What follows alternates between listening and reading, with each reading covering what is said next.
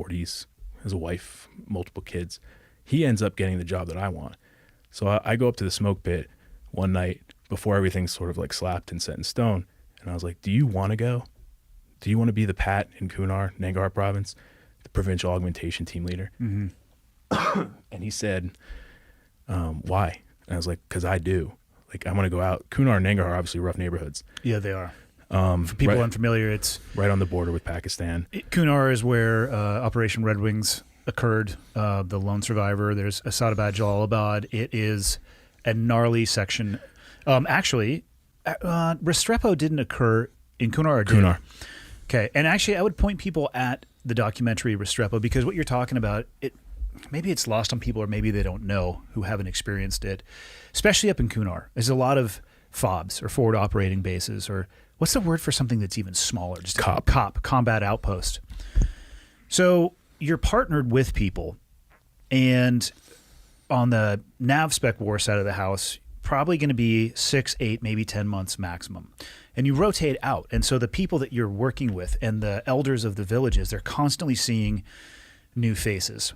And it happens in Restrepo. You can see the shift in leadership, and they go back and they're having conversations that have been had multiple times.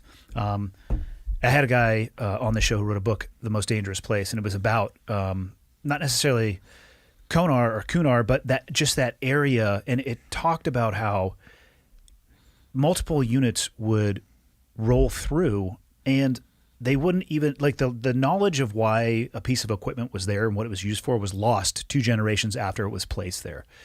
And so you can think about that with the same, and through the same lens of the relationships. So just imagine, for people listening, and the point in all this is try to emphasize the importance, especially in that culture, of continuity. Like, they tell time generationally, and the constant shifting of the new person who is telling them something that was told to them 3 new people ago, but then it's going to be reneged upon. It's very disruptive, and it's very similar to imposing your will via mandate. Eventually, at some point, people just turn it off. They're like, whatever, man. We're going to do whatever the fuck we want to do.